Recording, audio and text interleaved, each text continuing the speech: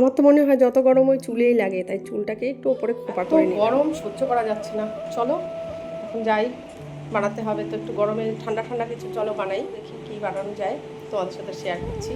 কলকাতায় এতটাই গরম যে এসিতে কাজ হচ্ছে না, ফ্যানও সাথে লাগছে। কি বলবো আর কি, গরমটা তোমরা বুঝতে পারবে না যে কতটা গরম। আর আজকে মা ফোন করেছিল, বললো উত্তরবঙ্গে বৃষ্টি হচ্ছে, শুনে যা রাগ হচ্ছিল।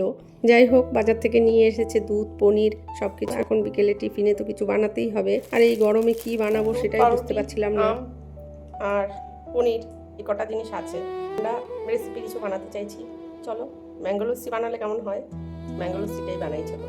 এই গরমে রান্নাঘরের দিকে যেন আসতে ইচ্ছে করে, কিন্তু কিছু করার নেই, মেয়েদের জন্য বিকেলে টিফিনে তো কিছু বানাতেই হবে। আর সরকার তো নতুন বদল হয়েছে, অনেকদিন হলো বিজেপি সরকার এসেছে, তো আমরা কিন্তু মিষ্টি কিছুই খাইনি, তাই ভাবলাম আজকে একটু অরেঞ্জ কালারের কিছু হয়ে যাক। আমাদের তো কেউ খাওয়ালো না, নিজের মিষ্টি নিজেই বানিয়ে খাই।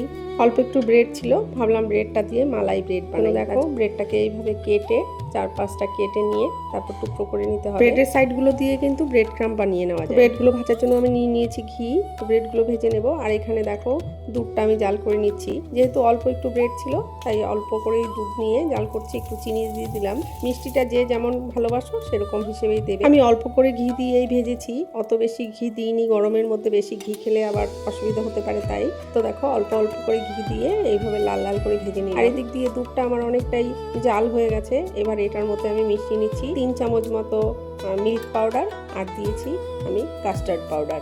এখানে দিয়েছি 2 চামচ মতো কাস্টার্ড। দুধটা কিন্তু একটু ঠান্ডা করে তারপর মিশিয়ে নেবে, এবং কোনো লাম্পস যেন না থাকে, তবে কিন্তু দুধটার মধ্যে মেশানোর পর সেটা দানা দানা হয়ে যাবে। ভালোভাবে গুলিয়ে নিয়ে তারপর দেখো দুধে মিশিয়ে দিলাম। আর দুধটা এরপর খুব বেশি জাল করতে হবে না, আর ঘন ঘন নাড়তে হবে যেন তলায় লেগে না যায়। এরপর এদিক দিয়ে দেখো আমি প্রত্যেকটা ব্রেড আবারও ঘি দিয়ে, এক পাশে ঘি দিয়ে ভেজে আরেক পাশে ঘি দিয়ে তারপর ভেজে নিলাম। আর এদিক দিয়ে আমার দুধটাও জাল করা হয়ে গেছে। এই দেখো এরকম কনসিস্টেন্সি যখন হবে তখন অফ করে দেবে। এবার ব্রেডগুলোকে একটা প্লেটের মধ্যে একটা একটা করে সাজিয়ে নিচ্ছি। আমি 3টে লেয়ারে করেছি, তাই 3টে লেয়ারের মধ্যে এইভাবে আস্তে আস্তে গরম, হালকা গরম অবস্থায় দুধটা দিয়ে দিতে হবে, একদম ঠান্ডা না করে। আর দেখো এইভাবে আমি সুন্দর করে সাজিয়ে, এরপরে সাজানোর জন্য ওপরে বাদাম, পেস্তা কুচি যা থাকবে হাতের কাছে সেটা দিয়ে সুন্দরভাবে গার্নিশ করে নিতে পারো। তো হয়ে গেল, চলো এটা কিছুক্ষণের জন্য ফ্রিজে রেখে আসি, একটু ঠান্ডা হোক, ততক্ষণে এসে ম্যাঙ্গো লস্যিটা বানাবো।